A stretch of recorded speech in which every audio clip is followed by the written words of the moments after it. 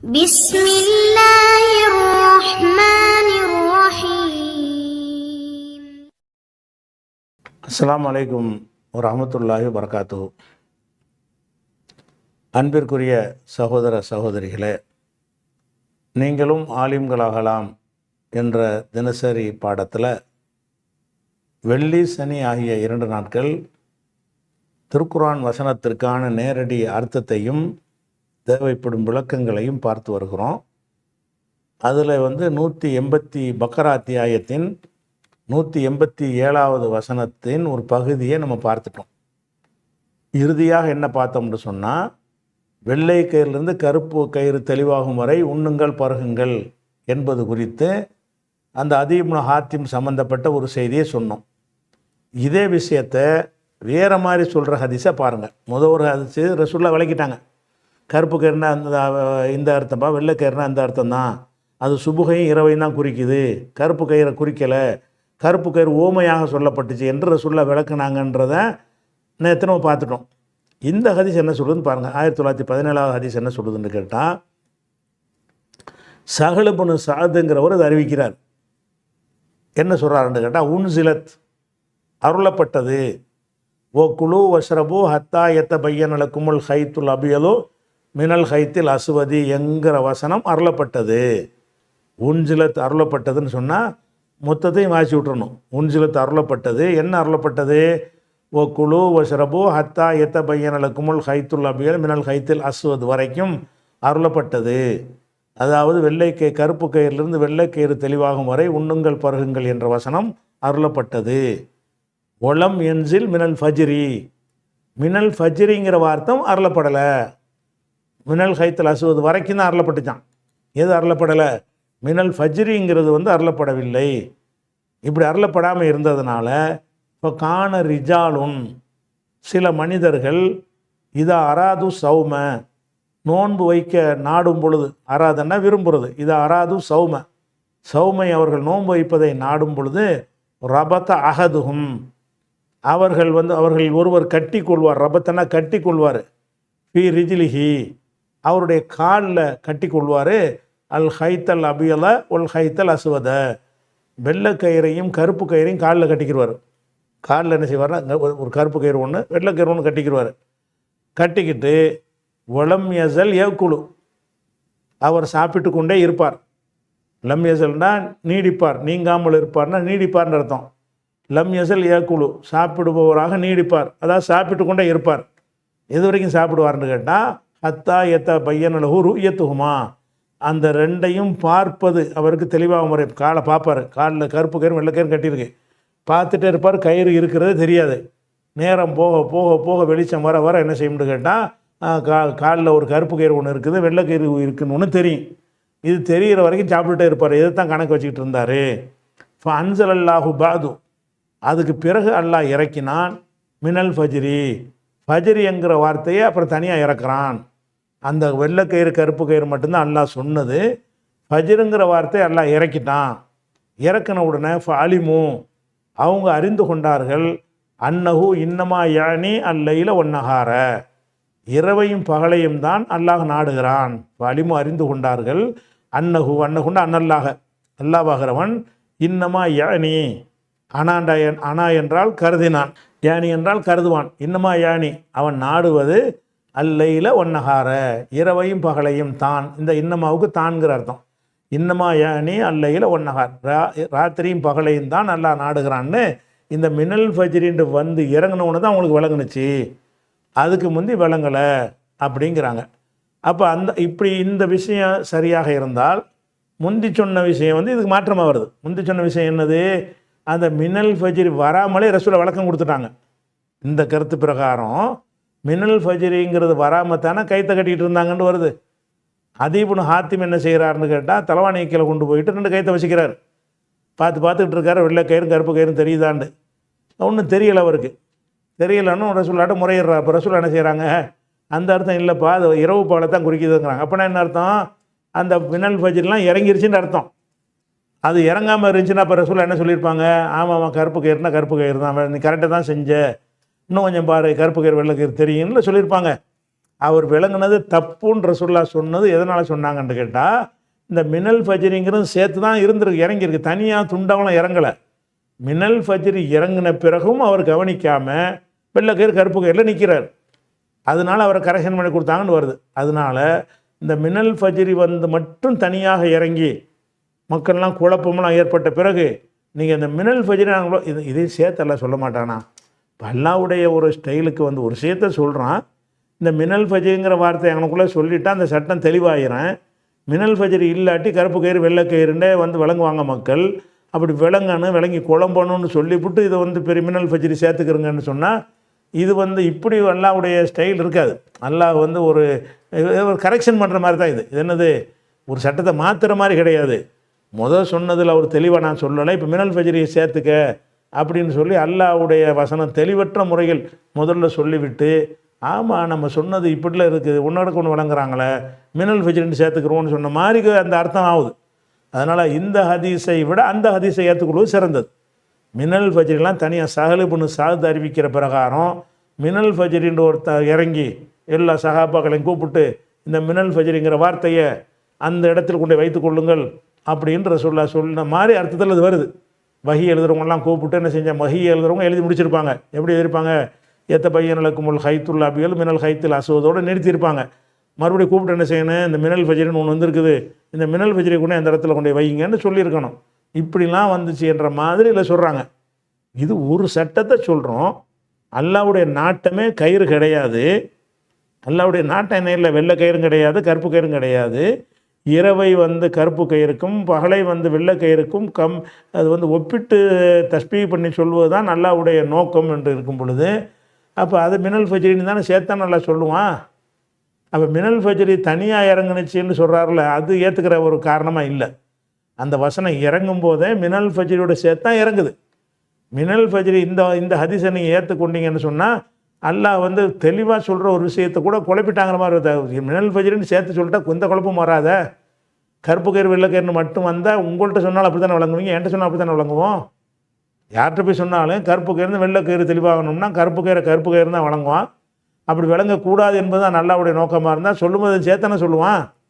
அதனால் இந்த 1917 இந்த கருத்தில் இன்னும் பல ஹதீஸ்கள் வருகிறது.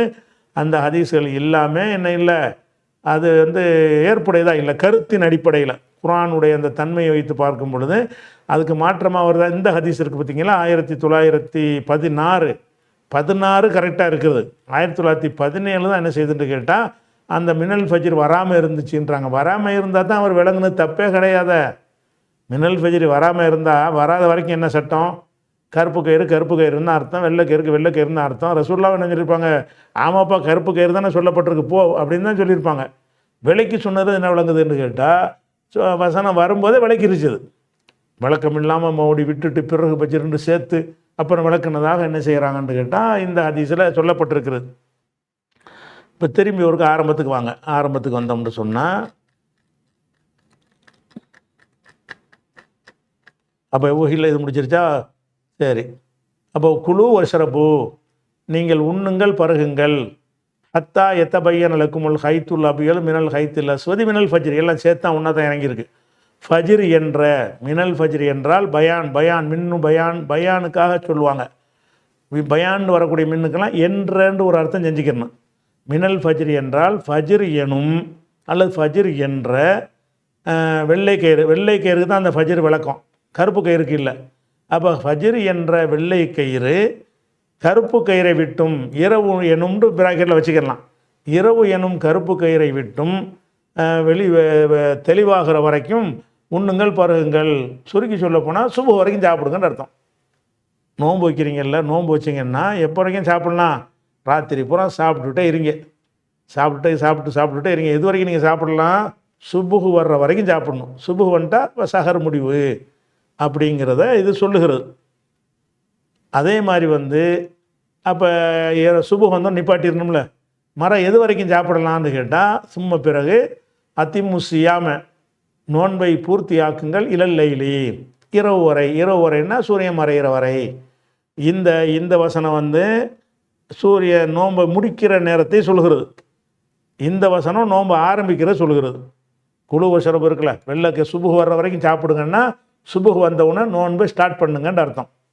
இந்த வசனம் என்ன சொல்லணும்னு கேட்டால் சாப்பிட்டுக்கிட்டே இருங்க சாப்பிட்டுட்டே இருங்க எது வரைக்கும்? இரவு வர்ற வரைக்கும். அப்போ இரவு வந்து நோன்பை முடிக்கிற டைம் மகரிப் வரைக்கும். சுபுகு டு மகரிபு என்பதைத்தான் அல்லாஹ் இதில் என்ன செய்கிறான்? சொல்லி காட்டுறான். சும்மா அத்திமு சியாம, பிறகு நோன்பை பூர்த்தியாக்குங்கள், இல்லைலி இரவு வரைக்கும் பூர்த்தியாக்குங்கள் அப்படின்ட்டு இதில் இருக்கிறது. இதில் வந்து இன்னொரு நடைமுறையும் அன்றைக்கு இருந்திருக்குது. அந்த நடைமுறையையும் சேர்த்து மாற்றுவதற்கு தான் அல்லாஹ் இந்த வசனத்தை சொல்லி காட்டுறான். எந்த நடைமுறைன்னு கேட்டால், இப்போ நோன்பு வைக்கிறாங்கன்னு வைங்களேன். நோன்பு வச்சாங்கன்னு சொன்னால் இந்த ஹதீஸை பாருங்கள், புகாரில் 1915 அதில் வந்து அன்றைய காலத்தில் இருந்த ஒரு சட்டம் இதில் சொல்லப்படும். இந்த சட்டம் மாற்றப்படுது இந்த வசனத்தின் மூலமாக. என்ன சட்டம் இருந்துச்சின்னு சொன்னால், கான அஸ்ஹாபு முஹம்மதின் ஸல்லல்லாஹு அலைஹி வஸல்லம், பரா பின் ஆசிபுங்கிற ஒரு சஹாபி அறிவிக்கிறாங்க, கான அஸ்ஹாபு முஹம்மதின் ஸல்லல்லாஹு அலைஹி வஸல்லம், ரசூலுல்லாஹ்வுடைய தோழர்கள் இருந்தார்கள். எப்படி இருந்தார்கள்னு கேட்டால், இதா கானர் ரஜுலு சாயிமன், ஒரு மனிதர் நோன்பு வைத்தவராக இருந்தாரேயானால், ஃபஹலரல் இஃப்தாரு, நோன்பு திறக்கும் நேரம் நெருங்கிவிட்டால், ஹலர என்றால் வந்து விட்டால், இஃப்தார்னா நோன்பு திறக்குதல், நோன்பு திறக்குதல்னா வக்துல் இஃப்தார்னு வச்சுக்கிறேன். இஃப்தாருடைய வக்து வந்து நெருங்கி விட்டால், நெருங்கின உடனே நாம கபலா இஃப்திர, நோன்பு திறக்க முந்தி அவர் தூங்கி விட்டார் என்று சொன்னால், லம் யவுகுல் லைலத்தஹு வலா யௌமஹு ஹத்தா யும்சிய, சாயந்தரம் வரைக்கும் என்ன செய்யக்கூடாதுன்னா பகல் இரவில் சாப்பிட மாட்டார். இப்படி ஒரு வழக்கம் அன்றைக்கு இருந்து, அவங்களா இருந்தாங்கன்னு அர்த்தம் கிடையாது, அப்படி சட்டம் இருந்துச்சு.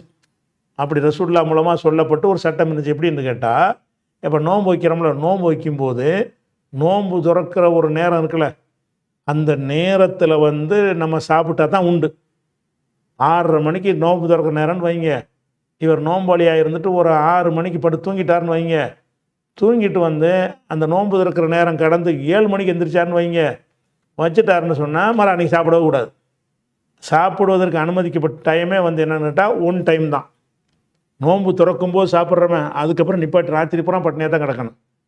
ராத்திரி பூரா என்ன செய்யணும்? அப்போ 24 மணி நேரம் நோன்பு கரெக்டாக வந்துடும். நோன்பு அந்த காலத்து நோன்பு இப்படி இருந்தது என்று சொன்னால், நோன்பு வைத்துவிட வேண்டியது, சுபுகுலேருந்து சாப்பிட வேண்டியது, சுபுகுலேருந்து சாப்பாடை நிப்பாட்ட வேண்டியது, மகரிபு வந்த உடனே சாப்பிடலாம், நோன்பு முடிக்கிறோம், சாப்பிட்றோம்ல அது மறுபடியும் நோன்பு சாப்பிட்டான்னு வைக்கிறேன், நோன்பு இஃப்தாரில் வச்சு வேணுங்கிற அளவுக்கு சாப்பிட்டுக்கிற வேண்டியது.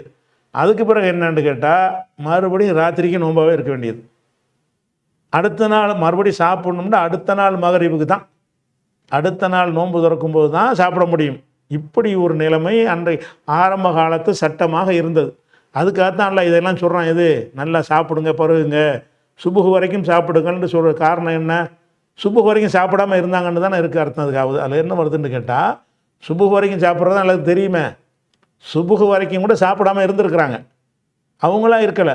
அது இன்னொரு வகை மூலமாக ரசூலுல்லாஹ் சொல்லி தான் இருந்திருப்பாங்க. இல்லாட்டி அல்லாஹ் வந்து வசனம் இறக்கி அதை அந்த தடையை தளர்த்த வேண்டியது இல்லை. இப்போ திருப்பி ஒரு அர்த்தம் பாருங்கள். கான அஸ்ஹாபு முஹம்மதின் ஸல்லல்லாஹு அலைஹி வஸல்லம், நபித்தோழர்கள் இருந்தார்கள்.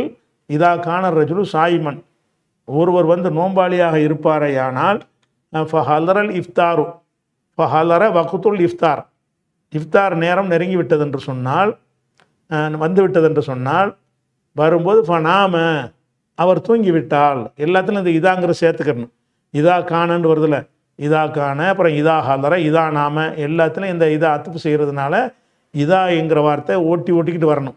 இதா கான ரஜுலு சாயிமன், ஒரு மனிதன் நோம்பாளியாக இருக்கும் பொழுது, ஃபஹலரல் இஃப்தாரு, நோன்பு இருக்கிற நேரம் வரும் பொழுது, ஃபநாம, அவர் தூங்கி விடும் பொழுது, கபலா இஃப்திர, நோன்பு திறக்கிறதுக்கு முந்தி தூங்கிட்டார். 6:30 மணிக்கு நோன்பு திறக்கணும், 6க்கு தூங்கிட்டார்.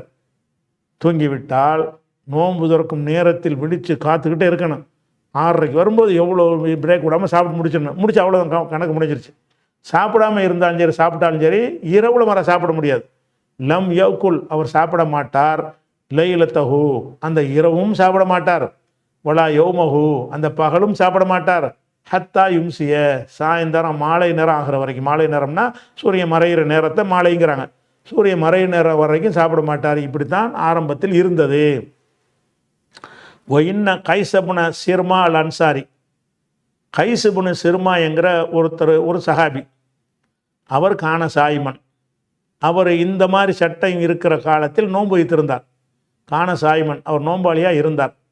பலம்மா ஹலரல் இஃப்தாரு, நோன்பு திறக்கும் நேரம் வந்தபோது, 6 மணிக்கு நோன்பு திறக்கணுமா, 6 மணி ஆயிடுச்சு, வந்துட்டார். வந்தபோது அத்தா இம்ராத்தஹு, தன் மனைவி இடத்துல வந்தார். வந்து சொன்னார், இப்போ காலலகா, அவர்கிட்ட கேட்டார், இன்றைக்கு தாமுன், இப்போ நான் நோன்பு திறக்கணும், சாப்பாடு இருக்குதா, இன்றைக்கு உன்னிடத்தில் இருக்கிறதா, தாமுன், உணவு ஏதும் உள்ளதா என்று மனைவிட்ட கேட்குறாரு. காலத்து அந்த அம்மா சொல்கிறாங்க, லா இல்லை, உண்மை இல்லை. ஒலாக்கின் என்றாலும் அன்தலிக்கு, நான் நடந்து சென்று அதை வெளியே போய் அத்துழுப்புழக்க உனக்காக தேடி வர்றேன், இப்போ கையில் ஒன்றும் இல்லை, இப்போ நோன்பு துறக்க நீ சாப்பிட வேண்டியிருக்கு, நான் வேண்டாம் போய் தேடி கொண்டு வர்றேன் அப்படின்னு அவங்க சொன்னாங்க. சொன்னவுடனே காண யௌமகு ஏமாலும், இவர் பகலெல்லாம் வேலை செய்தவராக இருந்தார். அவங்க சாப்பாடு கொண்டு வர்றதுக்கு தேடுறதுக்கு போயிட்டாங்க. போட்டவுடனே காண யௌமகு, யௌமுன்னா பகல் நேரத்தில், அவருடைய பகல் நேரத்தில் யாமலு, அவர் உடல் உழைப்பு செய்பவராக இருந்தார். இருந்ததுனால அந்த டயர்டாக இருந்தார். அசதி பகலபத்துகு ஐநாகு, அவருடைய கண்கள் அவரை மிகைத்து விட்டன. தூங்குனதுக்கு சொல்லுவாங்க, கண்ணு நம்மளை மிகைச்சிருச்சுன்னு சொன்னால் நம்மளை ஜெயிச்சிருச்சு, அது தூங்கிருச்சுன்னு அர்த்தம். பகலபத்துகு ஐநாகு, அவருடைய கண்கள் அவரை மிகைத்து விட்டன, அதை தூங்கி விட்டார். தூங்கினவுன்னு ஃபஜாத்து இம்ராத்து, ஆள் தூங்கினவுன்னு தான் மனைவி வர்றாங்க. வந்து ஃபலம்மா ராத்துஹு, அவரை பார்க்குறாங்க, தூங்கிட்டு இருக்கிறார். அட மனுஷன், உனக்கு தானே சாப்பாடு கொண்டு வர போனேன், நீ தூங்கிட்டு இருக்கிறேன்னு சொல்லிட்டு காலத்து அந்த அம்மா சொல்கிறாங்க, ஹைபத்தன் லக்க, உனக்கு கேடு உண்டாகட்டும், என்ன பண்ண சாப்பாடு இல்லாமல் போச்சு, என்ன செய்வேன் அப்படின்னு சொல்லிவிட்டு என்ன செய்கிறாங்க, சொல்லிவிட்டு விட்டுறாங்க. அவர் தான் சாப்பிட முடியாது. இனிமே நோன்பு துறக்கும் நேரத்தில் விழிச்சுக்கிட்டு இருந்து சாப்பிட்டாலே தவிர அந்த நேரத்தில் தூங்கி விட்டார்னு சொன்னால் அதுக்கு பிறகு சாப்பிட முடியாதுல்ல. பலம்மன் தசஃபன் நகாரு, பகல் வந்து பாதியான பொழுது, நண்பகல் வந்த பொழுது, நிஸ்பண்டா பாதி, இன்தசஃபண்டா பாதியானது, இன்தசஃபன் நகாரு, பகல் பாதியான பொழுதுன்னா நம்ம தமிழுக்கு நண்பகலின்னு அர்த்தம். அதுக்கு பலம்மன் தசஃபன் நகாரு, நண்பகல் ஆன பொழுது, உஷிய அலைகி, உஷியன்னா வந்து மயக்கம் அடைகிறது இருக்குல்ல, இந்த மயக்கம் அடைகிறத மஜ்ஹூலாக தான் சொல்லுவாங்க. மயக்கம் அடைந்தார்னு நம்ம சொல்லுவோம்ல, அவங்க மயக்கமாக்கப்பட்டார்னு அரபியில் உஷியன்னு தான் சொல்லுவாங்க. கஷியன்னு செய்ய மாட்டாங்க, அரபியில் இந்த சொல்ல வராது, பயன்படுத்த மாட்டாங்க. ஒரு ஆள் மயக்கம் விட்டார்னு சொன்னால் உஷிய அலைஹி, அவர் மயக்கமானார், மஜ்ஹூலாக இருக்கு, மாரூஃபுடைய அர்த்தம் தான் அதுக்கு செய்யணும். உஷிய அலைஹி, அவர் மயக்கமுற்றார். அதாவது சாப்பிடாம இந்த மயக்கம் வரத்தானே செய்யும். நோன்பு துறக்கிற நேரத்தில் கொஞ்சம் சாப்பிட்டு இருந்தாருன்னா கொஞ்சம் ஸ்ட்ரென்த்தாக இருந்திருப்பார். நோன்பு துறக்கிற நேரத்தை விட்டுட்டார், ராத்திரி வரைக்கும் கொஞ்சம் கஷ்டப்பட்டு சமாளித்து தூங்கியிருப்பார். பகலில் எந்திரிச்சு நண்பகல் வருது அடுத்த நாள் பகல் வந்தால் ஆளுக்கு விடத்து போய் சுகர்லாம் இறங்கி போயிட்டா வரும்ல, அந்த மாதிரி ஏதோ ஏற்பட்டிருக்கு அவருக்கு. உஷி அலைஹி, அவர் மயக்கமுற்றார்.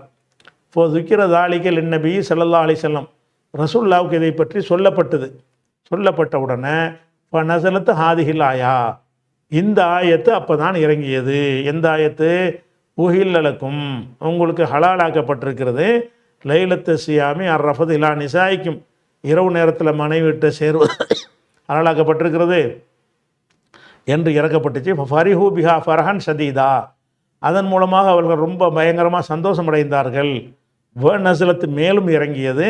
ஓ குழு வஷ்ரபு ஹத்தா எத்த பையன் நலக்குமுல் ஹைத்துல் அபியலு மினல் ஹைத்தில் அசுவதுங்கிற வசனமும் இறங்கியது. அப்போ இந்த வசனம் இறங்கினதுக்கான காரணம் எதுக்காக வேண்டி வந்து மகரிப் வரை, மகரிப்லேருந்து சுப வரைக்கும் சாப்பிடுங்கன்னு சொல்லிட்டு போயிடலாமல் ஒத்த வார்த்தையில். இந்த வார்த்தை, இந்த சட்டத்தை சொல்வதாக இருந்தால் சுபையிலிருந்து மகரிப் வரை சாப்பிடுங்கள்னு சொன்னால் ஈஸியாக முடிஞ்சிடும். அப்படி இல்லாமல் இப்படி எதுக்கு சொல்லப்படுதுன்னு கேட்டால், இரவுலையும் சாப்பிடக்கூடாது என்கிற ஒரு நிலைமையில் அவர்கள் இருந்தார்கள். அதை விட்டு புரிய வச்சு கொண்டு வர்றதுக்காகத்தான் அல்லாஹ் என்ன செய்கிறான்னு கேட்டால், நீங்கள் ஃபஜ்ர் தெளிவாக ஒரு வரைக்கும் சாப்பிடுங்க. எது வரைக்கும்? நீங்கள் இது வரைக்கும் என்னென்னு கேட்டால் மகரிப்புக்கு அப்புறம் சாப்பிடக்கூடாது. நோன்பு திறக்கும் போது சாப்பிடணும். அதை 30 நாளைக்கு 30 வேளை தான் சாப்பிடணும். 30 நாள் நோன்பு வச்சிங்கன்னு சொன்னால் 30 மகரிப்பில் சாப்பிடணுமே தவிர பாக்கி உள்ள வக்தில் சாப்பிடவே கூடாது. நோன்பு திறக்கும் நேரத்தில் சாப்பிடணும். அப்போ நோன்பு திறக்கும் நேரத்தை ஒருத்தர் மிஸ் பண்ணிட்டாருன்னு சொன்னால் அவர் 2 நாளைக்கு சாப்பிடாமல் இருந்துருவார். அடுத்த நாள் மிஸ் பண்ணிட்டாருன்னா 3 நாளைக்கு கூட சாப்பிட முடியாது. அப்படி ஒரு சட்டம் ஆரம்பத்தில் இருந்தது. அதை மாற்றும் விதமாக இது அருளப்பட்டுச்சு. அப்போ குழு வஷ்ரபு, நீங்கள் உண்ணுங்கள் பருகுங்கள், ஹத்தா, உண்ணாமல் இருந்தாங்கள், அதுக்கு தான் சொல்லப்படுது. அவங்க உண்ணாமல் பருகாமல் இருக்கிறாங்க. ஏன்னா மகரிப்பில் மட்டும்தானே சாப்பிடணும். மகரிப்புக்கு அப்புறம் சாப்பிடக்கூடாதுன்ற சட்டம் இருந்துச்சு. அந்த சட்டம் இருக்கிற காலத்தில் சாப்பிட மாட்டாங்கல்ல. சாப்பிடாமல் இருந்ததுனால தான் சாப்பிடுங்கள்னு கட்டளை. இல்லாட்டி நோன்பு வைக்கிறோட நேரத்தை சொல்வதாக இருந்தால் இப்படி சொல்லியிருக்க வேண்டியதில்லை. மினல் ஃபஜ்ரி இலல் மகரிபி அதிமு செய்யாம மினல் ஃபஜ்ரி இலல் மகரிபி, ஃபஜ்ரிலேருந்து மகரிப் வரைக்கும் நோன்பை பூர்த்தி ஆக்குங்கள் ஒத்த வரையில் முடிஞ்சு போயிடும். அப்படி சொல்லாமல் இப்படிலாம் சொல்வதற்கு காரணம் என்னென்னு கேட்டால், முன்பு இருந்த ஒரு சட்டத்தை விலக்கி அதை மாற்றுறதுக்காக வேண்டி இதெல்லாம் எல்லாம் சொல்கிறான். குழு சிறப்பு உண்ணுங்கள் பருகுங்கள், இது வரைக்கும் உண்ணாமல் பருகாமல் இருந்தீங்க ராத்திரி போகிறான். ஹத்தா எத்தபையனலக்குமுல் ஹைத்துல் அபியல் மினல் ஹைத்தில் அசுவதி மினல் ஃபஜ்ரி, ஃபஜ்ரி என்ற வெள்ளை கயிறு தெளிவாகிற வரைக்கும் நீங்கள் என்ன செய்யுங்க, உண்ணுங்கள் பருகுங்கள். சும்மா அத்திமுசியாமல் இல்லை, பிறகு மகரிப் வரைக்கும் நீங்கள் என்ன செய்யுங்க, இரவு வரைக்கும் நோன்பை பூர்த்தி ஆக்குங்கள் அப்படின்றது இதுக்கு இறங்குனதுன்ற ஒரு காரணம். ரெண்டு விஷயத்துக்காக இந்த வசனம் இறங்குது. ஒன்று இரவில் தாம்பத்தியம் கூடாதுன்னு ஒரு சாரார் நினச்சிக்கிட்டு இருந்தாங்க, நினச்சிக்கிட்டு இருக்கல, அப்படி சட்டம் இருந்துச்சு, அதை மீறி கொண்டு இருந்தார்கள். அதுக்காக வேண்டிய உங்கள் பெண்ணிலேருந்து நீங்கள் மீறி அது அனுமதிக்கப்பட்டாச்சுன்னு அது ஒரு விஷயம். சாப்பாட்டுக்கு ஒரு கண்டிஷன், ஒன் டைம் சாப்பாடுன்னு இருந்துச்சு, ஒரு நாளைக்கு ஒரு வேளை சாப்பாடு தான் நோன்பு என்று சொன்னால் நோன்பு துறக்கும் நேரத்தில் மட்டும்தான் சாப்பிடணும் என்று இருந்தது. அது அவங்களுக்கு கடைப்பிடிக்க முடியாமல் சிரமப்பட்டுட்டு இருந்தாங்க. மகரிபை மிஸ் பண்ணிட்டாங்கன்னா சாப்பாடு கிடைக்காம கூட மிஸ் பண்ணிடுவாங்கல்ல, அப்பவும் கிடையாது. அவ்வளோதான், நோன்பு துறக்கிற நேரத்தில் உனக்கு ஏதாவது கிடைச்சா தானே தவிர சாப்பாடு கிடைக்காவிட்டாலோ தூங்கிட்டாலோ அப்புறமேல் நீ அடுத்த மகரிப் வரைக்கும் வெயிட் பண்ணணும்னு இருந்தது, கடுமையான சட்டமாக இருந்துச்சு.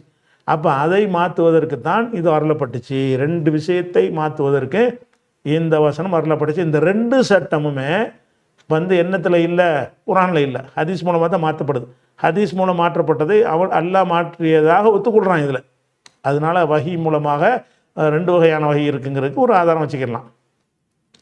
அடுத்து வலா துபாஷிரு ஹுன்ன, அப்போ மனைமாரோட இந்த சேருதல் என்பது இருக்கு இல்லையா, சேர சொல்லிட்டான்ல, ரமலான் மாதத்தில் சேர சொல்லிட்டான். விரும்புனா என்ன செய்யலாம், இரவு நேரத்தில் தாம்பத்தியம் நடத்திக்கிடலாம். அதே நேரத்தில் இந்த ரமலானில் என்ன செய்வாங்கன்னா ஏத்திகாஃப் இருப்பாங்க. குறிப்பாக கடைசி 10 நாள் இருப்பாங்க. கடைசி 10 நாள் ஏத்திகாஃப் இருப்பாங்க பள்ளிவாசலில். ஏத்திகாஃப் இருக்கிற நேரத்தில் இரவு நேரத்தில் இவருக்கு ஒரு ஆசை வீடு வரைக்கும் போயிட்டு மனைவியோட சேர்ந்துட்டு வரலாம்னு நினச்சிட்டாருன்னா அது கூடாது. அதாவது இரவில் சேரக்கூடாதுங்கிற சட்டம் ஏத்திகாஃப் இருந்துட்டிங்கன்னா, ஏத்திகாஃபுடைய சட்டமே என்னன்னு கேட்டால் தாம்பத்தியம் கூடாதுங்கிறது தான். பள்ளிவாசல்லாம் இருக்குன்னு தாம்பத்தியம் கூடாது. ஒரு அவசர தேவைக்கு வீட்டுக்கு போகலாம்னு வேணால் போகலாம், அவசர தேவைக்காக போகலான்னு வைங்களேன். இவர் அவசர தேவை நினச்சிக்கிட்டு வீட்டில் போய் மனைவியோட சந்தோஷமாக ராத்திரி தானே, ராத்திரியில் தான் நமக்கு பிரச்சனை இல்லை, நோன்பை இது பாதிக்காது தானே. ஏத்திகாஃப் இருக்கிறாரு, வீட்டில் போய் மனைவியோட தாம்பத்தியம் பண்ணார்னா அது நோன்பு பாதிக்குமா?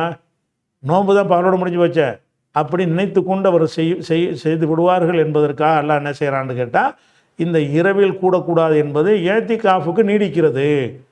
இரவில் மனைவியரோடு நீங்கள் சேரக்கூடாது என்பது, நீங்கள் பள்ளியில் ஏத்திகாஃப் இருந்துட்டீங்க என்று சொன்னால் அது 10 நாள் இருந்தால் 10 நாள், 5 நாள் இருந்தால் 5 நாளும் என்ன செய்யக்கூடாது, நீங்கள் ராத்திரியில் வெளியே போகக்கூடாது, தாம்பத்தியம் செய்யக்கூடாது, பள்ளியில் தான் கிடக்கணுங்கிறான்ல. ஒலாத்து பாஷிரு ஹுன்ன, அவர்களோடு உங்கள் மனைவியரோடு, ஹுன்னண்டா நிசாயிக்கும்னு வந்துச்சுல்ல, அதுதான் ஹுன்ன.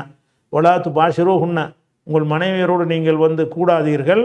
வான்தும் ஆக்கிஃபூன ஃபில் மசாஜிதி, மஸ்ஜிதுகளில் அக்கஃபண்டா ஏத்திகாஃப் இருந்தான், தங்கி இருக்கும் பொழுது இந்த ஆக்கிஃபூன என்பதில் இருந்தால் ஏத்திகாஃபுங்கிற சொல்லு வருகிறது.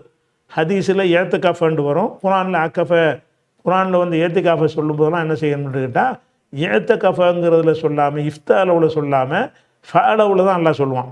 அந்தும் ஆக்கிஃபூன லி தாயிஃபீன ஒரு ஆக்கிஃபீன ஒரு கொய் சுஜூத் அப்படின்லாம் சொல்லும்போது ஏத்திகாஃபை பற்றி பேசுவதற்கு குரானில் அக்கஃபங்கிற வார்த்தை யூஸ் பண்ணுவான். ஹதீஸுகளில் இஃப்தாலா உண்டு, ஒன்று தான், ஏத்திகாஃபன்னு யூஸ் பண்ணுவாங்க. வான்தும் ஆக்கிஃபூன ஃபில் மசாஜிதி, மஸ்ஜிதில் நீங்கள் ஏத்திகாஃபு இருந்து கொண்டிருக்கும் நிலையில் அவங்களோடு மஸ்ஜிதுக்குள்ளே சேருன்னு அர்த்தம் கிடையாது. மஸ்ஜிதில் தான் சேரக்கூடாதுன்னு தெரியுமே, மஸ்ஜிதுக்குள்ளே போய் தாம்பத்தியம் நடத்தக்கூடாதுங்கிற மாதிரி அந்த வார்த்தையுடைய அமைப்பு இருக்கிறது. மேலோட்டமாக பார்த்தீங்கன்னு சொன்னால் ஒலாத்து பாஷிருஹுன்னு அவங்களோட சேராதீங்க. வான்தும் ஆக்கிஃபூன ஃபில் மசாஜித், மஸ்ஜிதில் ஏத்திகாஃப் இருக்கும்போது சேராதீங்கன்னா, மஸ்ஜிதுக்கு பொம்பளை மனைவியை கூட்டிகிட்டு வர சொல்லி பள்ளிவாசலை வச்சு ஏத்திகா உடல் உறவு கொள்ளாதீங்கிற அர்த்தம் தர்ற மாதிரி இருக்கிறது. அப்படி அர்த்தம் கிடையாது. வேறு எதுக்கு இதை சொல்லப்படுதுன்னு கேட்டால், ஏத்திகாஃப் நேரத்தில் மனைவி விட்டு சேரக்கூடாது, ஏத்திகாஃப் பள்ளியில் தான் இருப்பீங்க. அப்போ மனைவி விட்டு சேரணும்னா என்ன செய்யணும்னு கேட்டால், இங்கேருந்து வீட்டுக்கு போகணும், ஏதாவது ஒரு காரணம் சொல்லி வீட்டுக்கு என்ன செய்யணும், போகணும். ஒரு தேவை இருக்குது, வயிற்று வலிக்குது, பாத்ரூம் போகணும், ஏதாவது ஒரு அவசரத்துக்கு போகலான்னு இருக்குல்ல, அந்த மாதிரி நினைத்து கொண்டு வீட்டில் போய் மனைவிட்ட சந்தோஷமாக இருந்துட்டு ஏதாவது நோன்பை தான் பாதிக்காத, நோன்புக்கு தானே அந்த தாம்பத்தியம் தடுக்கப்பட்டிருக்கு அப்படின்னு நினைத்து கொண்டு செஞ்சிருங்கன்னு சொன்னால் அது தவறு என்பதை காட்டுவதற்கு தான் இது அல்லாஹ் சொல்கிறான். ஒலாத் பாஷிருஹுன்ன, மனைவியரோடு நீங்கள் கூடாதீர்கள். அன்தும் ஆக்கிஃபூன ஃபில் மசாஜிது, மஸ்ஜிதுகளில் நீங்கள் ஏத்திகாஃப் இருக்கும் காலத்தில் வந்து ஏத்திகாஃப் முடிகிற வரைக்கும் வீட்டு பக்கம் தலை வச்சு படுக்கக்கூடாது. 10 நாள் இருந்தாலும் சரி, 5 நாள் இருந்தாலும் சரி, என்ன செய்யணும், பள்ளியில் தான் இருக்கணும். இந்த தாம்பத்திய இரவில் நமக்கு அனுமதிக்கப்பட்டிருக்கிறது, பகலில் தான் நமக்கு தடை இருக்கிறது என்று சொல்லி ஏத்திகாஃபுக்கு இந்த சட்டத்தை பொருத்தி பார்த்துடாதீங்க என்பதற்காக வேண்டி அல்லாஹ் இதை சொல்கிறான். சொல்லிவிட்டு இது சாதாரணமாக எடுத்துக்கிறக்கூடாது. தில்க ஹுதூதுல்லா, இது அல்லாஹ்வுடைய எல்லைகள். தில்க இவை, ஹத்துன்னா எல்லை, லிமிட், வரம்பு. ஹுதூதுல்லான்னா அல்லாஹ்வுடைய வரம்புகள், அல்லாஹ் விதித்திருக்கிற எல்லை. அல்லாஹ் ஒரு எல்லை கோடு போடுறான். அதனால பல தக்கரபூஹா, அதை நெருங்கிறாதீங்க, நெருங்கவும் கூடாது. நெருங்கன்னா என்ன செய்கிறது, போய் ஒரு முத்தம் கொடுத்துட்டு வந்துடுவோன்னு போயிடக்கூடாது. நம்ம அந்த உடலுறவு தானே கொள்ளக்கூடாது. உடலுறவு கொள்வது வந்து அந்த சட்டத்தை மீறுவது. நெருங்குதுன்னா என்ன அர்த்தம், அதுக்கு ஏற்றவாறு ஒரு அமைப்பில் நடந்து கொள்வது, கொஞ்சம் அது உடலுறவுக்கு முந்தின காரியங்களை செய்வது. அப்போ தில்க ஹுதூதுல்லாஹி, இவை அல்லாஹ்வுடைய வரம்புகள். பலா தக்கரபூஹா, தக்கரபூங்கிறது நஹி, லா வந்ததுனால லா தக்கரபூனான்னு வரும். லா நஹியுடைய லாவாக இருக்கிறனால அந்த நூன் போயிடும். பலா தக்கரபூஹா, அந்த எல்லைகளை நெருங்காதீங்க, எல்லைகளை கடக்காதீங்க. நல்லா சொல்லலை, கடக்கிறது பயங்கர குற்றமாயிரும், நெருங்கவே கூடாது. எல்லையை நெருங்குறேன்னு அர்த்தம், மனைவியோட சேருதல் என்பது எல்லையை மீறுகிறது. மனைவிட்ட சேராமல் அவங்கள வந்து சும்மா கட்டி அணைக்கிறது, போய் ஒரு முத்தம் கொடுத்துட்டு ஒடியாந்துறது, இதெல்லாம் வந்து நெருங்குறது. நெருங்கவும் செய்யக்கூடாது.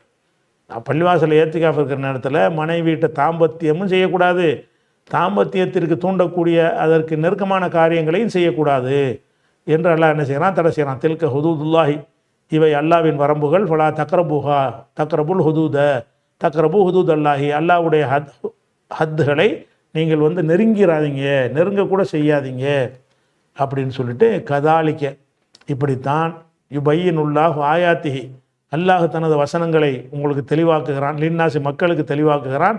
லஅல்லஹும் யத்தகூன், அவங்க இறையச்சமுடையவர்களாக ஆவதற்காக வேண்டி, அவங்க இறையச்சமுடைய மக்களாக ஆவதற்காக வேண்டி மக்களுக்கு தன்னுடைய வசனங்கள் அல்லாஹ் என்ன செய்கிறான், இப்படித்தான் தெளிவாக ஆக்குகிறான் அப்படின்னு சொல்லி 187வது வசனம் முடிகிறது. அப்போ 187வது வசனத்தில் நம்ம அறிந்து கொள்கிற விஷயம் நிறைய சட்டம் அறிஞ்சிக்கிட்டோம்.